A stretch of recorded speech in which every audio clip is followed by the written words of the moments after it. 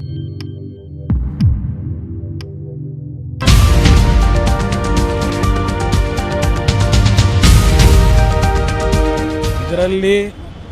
ಈ ಒಂದು ಕರ್ನಾಟಕದಲ್ಲಿ ನಡೀತಾ ಇರತಕ್ಕಂಥ SIRನ ಪ್ರಕ್ರಿಯೆಗಳೇನಿದೆ, ಈಗಾಗಲೇ ನಮ್ಮ ಕೇಂದ್ರ ಸರ್ಕಾರದ ಮಂತ್ರಿಗಳು, ನಮ್ಮ ಕೊಲಿಗಾಗಿರ್ತಕ್ಕಂಥ ಪ್ರಹ್ಲಾದ್ ಜೋಶಿಯವರು ನಿಮ್ಮ ಮುಂದೆ ಸಂಪೂರ್ಣವಾದಂಥ ವಿವರಣೆ ಕೊಟ್ಟಿದ್ದಾರೆ. ಇಲ್ಲಿ ಕೇಂದ್ರ ಸರ್ಕಾರದ ಚುನಾವಣಾ ಆಯೋಗ ಏನಿದೆ ಅದು ಇಂಡಿಪೆಂಡೆಂಟ್ ಬಾಡಿ. ಚುನಾವಣಾ ಆಯೋಗದ ಸದಸ್ಯರನ್ನ ಭೇಟಿ ಮಾಡಿ, ಅಧ್ಯಕ್ಷರನ್ನ ಭೇಟಿ ಮಾಡಿ ನೆಸಿಟಿ ಬಿದ್ದರೆ ನಾವು ಪ್ರಹ್ಲಾದ್ ಜೋಶಿಯವರು, ಶೋಭಾ ಕರಂದ್ಲಾಜೆಯವರು ನಾವು ಭೇಟಿ ಮಾಡ್ತಕ್ಕಂಥದ್ದಕ್ಕೆ ಇವತ್ತು ಒಂದು ನಿರ್ಣಯ ಮಾಡಿದ್ದೇವೆ. ನಾವು ಎರಡೂ ಪಕ್ಷಗಳ ಮುಖಂಡರುಗಳು, NDA ಪಾರ್ಟ್ನರ್ಸ್ ಏನಿದ್ದೇವೆ, ಕರ್ನಾಟಕದಲ್ಲಿ BJP ಮತ್ತು JDSನ ನಾಯಕರುಗಳೆಲ್ಲ ಜೊತೆಗೂಡಿ ಇವತ್ತು ಕಳೆದ ಒಂದು ವಾರದಿಂದ ನಡೀತಾ ಇರತಕ್ಕಂಥ ಈ ಒಂದು SIRನ ಪ್ರಕ್ರಿಯೆಯಲ್ಲಿ ಪ್ರತಿದಿನ ಮೊದಲನೇ ದಿನದಿಂದಲೇ ಪ್ರಾರಂಭ ಆಗಿರ್ತಕ್ಕಂಥ ಅಕ್ರಮಗಳ ಒಂದು ಪ್ರೋತ್ಸಾಹ ಕೊಡ್ತಕ್ಕಂಥದ್ದಕ್ಕೆ ಈ ಸರ್ಕಾರದಲ್ಲಿ ಇರ್ತಕ್ಕಂಥ ಅಧಿಕಾರಿಗಳು 31 ಜಿಲ್ಲೆಯಲ್ಲಿ ನಡೀತಾ ಇರತಕ್ಕಂಥ ಹಲವಾರು ದಾಖಲೆಗಳೇನಿದೆ, ಅಕ್ರಮವಾಗಿ ಕಾನೂನು ಬಾಹಿರವಾಗಿ ಈ ಒಂದು ಪ್ರಕ್ರಿಯೆ ನಡೆಯತಕ್ಕಂಥದ್ದನ್ನು ಇವತ್ತು ನಾವು ದಾಖಲೆಗಳ ಸಮೇತವೇ ಏನೋ ಒಂದು ಇಲ್ಲಿಯ ಕರ್ನಾಟಕದ ರೆಪ್ರೆಸೆಂಟ್ ಮಾಡ್ತಕ್ಕಂಥ ಚುನಾವಣಾ ಆಯುಕ್ತರಿಗೇನು ಕೊಟ್ಟಿದ್ದೇವೆ, CEOಗೆ. ಅವರು ಸಹ ಈಗಾಗಲೇ ಕೇಂದ್ರ ಸರ್ಕಾರಕ್ಕೆ ನಾನು ಎಲ್ಲ ಮಾಹಿತಿ ಕೊಟ್ಟಿದ್ದೇವೆ.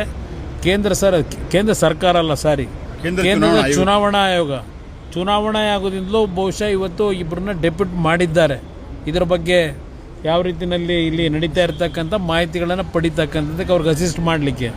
ಆದರೆ ಇವತ್ತು ಕಳೆದ 5 ದಿವಸಗಳಿಂದ ಪ್ರತಿದಿನ ಮಾಧ್ಯಮದ ಸ್ನೇಹಿತರು ಸಹ ನೀವು ಇಲ್ಲಿ ನಡೀತಾ ಇರತಕ್ಕಂಥ ಈ ಒಂದು ಪ್ರಕ್ರಿಯೆ ನಿಷ್ಪಕ್ಷಪಾತವಾಗಿ ಯಾವುದೇ ರೀತಿಯ ದೋಷವನ್ನು ಇವತ್ತು ಜಾರಿಗೆ ತರ್ತಕ್ಕಂಥದ್ದಕ್ಕೆ ಅವಕಾಶ ಕೊಡದೇ ಇರತಕ್ಕಂಥ ರೀತಿಯಲ್ಲಿ ಇವತ್ತು ಕೆಲಸ ಆಗ್ತಿಲ್ಲ ಅಂತಕ್ಕಂಥದ್ದನ್ನು ನೀವು ಸಹ ಈಗೇನು ದಾಖಲೆ ಸಮೇತವೇ ಪ್ರತಿಬಿಂಬಿಸ್ತಾ ಇದ್ದೀರಿ.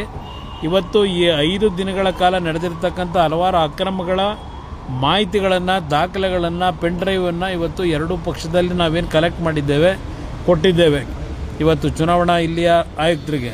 ಅದರಿಂದ ಇವತ್ತು ಈ ರಾಜ್ಯ ಸರ್ಕಾರ ಇವತ್ತು ಯಾವ ರೀತಿಯಲ್ಲಿ ಅಧಿಕಾರಿಗಳನ್ನು ಇಲ್ಲಿ ಏನಾಗುತ್ತೆ, ಅವರೇನೋ ಪ್ರಿಯಾಂಕಾ ಖರ್ಗೆ ಅವರು ಚುನಾವಣಾ ಆಯೋಗದವರು ಕತ್ತೆ ಕಾಯ್ತಿದ್ದಾರೆ ಅಂತ ಏನು ಹೇಳ್ತಾರೆ.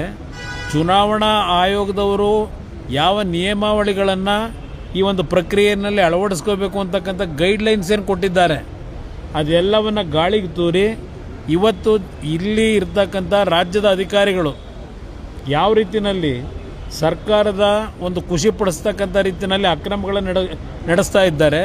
ಇದೆಲ್ಲ ಜಗಜ್ಜಾಹಿರವಾಗಿದೆ. ಇವತ್ತು ಕಾಂಗ್ರೆಸ್ನ ನಾಯಕರಿಗೆ ನೈತಿಕತೆ ಏನಿದೆ ಅಂತಕ್ಕಂಥದ್ದು ಕೇಳ್ತೇನೆ. ಬೇರೆ ರಾಜ್ಯಗಳಲ್ಲಿ ಅದಾಗಿದೆ ಇದಾಗಿದೆ ಅಂತೇಳಿ ಪ್ರತಿನಿತ್ಯ ಕಾಂಗ್ರೆಸ್ನ ಇವರ ಮಹಾನ್ ನಾಯಕರೇನು ಹೇಳ್ತಾರೆ. ಕರ್ನಾಟಕದಲ್ಲಿ ನೀವು ಮಾಡ್ತಿರ್ತಕ್ಕಂಥದ್ದು ಏನಿಲ್ಲ. ನೀವು ನಿಮ್ಮ ರಾಜ್ಯ ಸರ್ಕಾರದ ಅಡಿದಿನಲ್ಲಿರ್ತಕ್ಕಂಥ ಅಧಿಕಾರಿಗಳನ್ನು ದುರುಪಯೋಗಪಡಿಸಿ ಅವರಿಂದ ಇವತ್ತು ಅಕ್ರಮಗಳನ್ನೇ ನಡೆಸ್ತಾ ಇದ್ದೀರಿ.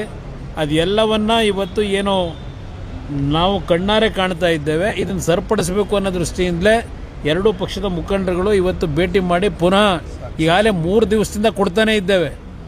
ಚುನಾವಣಾ ಆಯುಕ್ತರನ್ನ ಭೇಟಿ ಮಾಡಿ ಇವತ್ತು ಸಹ ಆ ಕೆಲಸ ಮಾಡಿದ್ದೇವೆ ಎಲ್ಲ ಎರಡೂ ಪಕ್ಷಗಳ ಮುಖಂಡರು. ಮುಖ್ಯಮಂತ್ರಿಗಳಿಗೆ ಜಾಣ ಕಿವಿಡು ಅಂತಕ್ಕಂಥದ್ದು ನನ್ನ ಅಭಿಪ್ರಾಯ. ಪಾಪ ಹೇಳಿದ್ದಾರೆ ವಿರೋಧ ಪಕ್ಷಗಳು ಟೀಕೆ ಮಾಡೋಕ್ಕೆ ಇರೋದು ಅಂತ. ಆಗಿದ್ದರೆ ನಾನು ಆ ವ್ಯಕ್ತಿ ಕೇಳ್ತೀನಿ, ಆ ಮುಖ್ಯಮಂತ್ರಿಗೆ, ನೀವು ಪ್ರತಿನಿತ್ಯ ಮಾಡ್ತಾ ಇದ್ದೀರಲ್ಲ ಕೇಂದ್ರ ಸರ್ಕಾರದ ಅದಾ ಮಾಡಿದ್ದಾರೆ ಇದು ಮಾಡಿದ್ದಾರೆ ಅಂತೇಳಿ, ಆಗಿದ್ದರೆ ನೀವುಗಳು ಮಾಡ್ತಾ ಇರೋದು ಬರೀ ಟೀಕೆಗೋಸ್ಕರವಾ? ಇವತ್ತು ದೇಶದಲ್ಲಿ ಮಾಡ್ತಾ ಇರ್ತಕ್ಕಂಥ ಟೀಕೆ ನೀವು ನಿಮ್ಮ ನಾಯಕರುಗಳು ಇವತ್ತು ಕೇಂದ್ರ ಸರ್ಕಾರದ ಮೇಲೆ ಏನು ಟೀಕೆ ಮಾಡ್ತಾ ಇದ್ದೀರಿ ಅದು ಬರೀ ಟೀಕೆಗೋಸ್ಕರವಾಗಿ ಮಾಡ್ತಾ ಇದ್ದೀರಾ ನೀವು. ನಮ್ಮ ಮೇಲೆ ಆ ಒಂದು ರೀತಿಯ ನೀವು ಆರೋಪ ಏನಿದೆ, ಹಾಗಿದ್ರೆ ನೀವು ಮಾಡ್ತಿರೋ ಕೆಲಸ ಏನು ದೆಹಲಿಯಲ್ಲಿ? ಇಲ್ಲಿ ನಡೀತಿರ್ತಕ್ಕಂಥ ಸತ್ಯಾಂಶ ಏನಿದೆ ದಾಖಲೆಗಳ ಸಮೇತ ಇಟ್ಟಿದ್ದೇವೆ.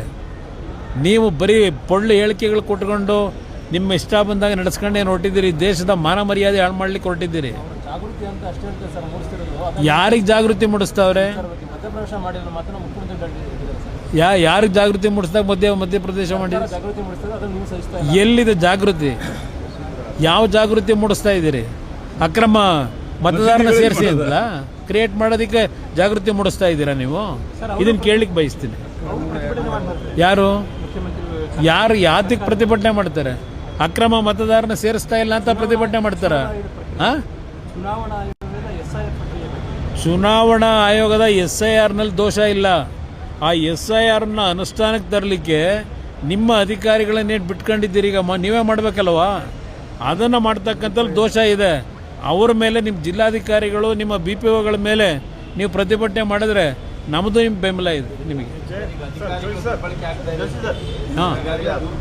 ಪ್ರಿಯಾಂಕರ್ಗೆ ಅವರು ಈಗ ಮಾತಾಡಿದ್ದಾರೆ, ಮುಂದೆ RSS ಪಥಸಂಚಲನಕ್ಕೆ ಅನುಮತಿ ಕಡ್ಡಾಯ ಅಂತ ಹೇಳಿದ್ದಾರೆ. ಅದೆಲ್ಲ ಚರ್ಚೆ ಬೇಡ, ಬನ್ನಿ. ಅದರ ಬಗ್ಗೆ ಈಗ ನಾವು ಚರ್ಚೆಯನ್ನು ಮಾಡೋದಿಲ್ಲ ಮತ್ತು ಅದಕ್ಕೆ ಉತ್ತರ ಕೊಡುವ ಅಗತ್ಯನೂ ಇಲ್ಲ. Thank you brother.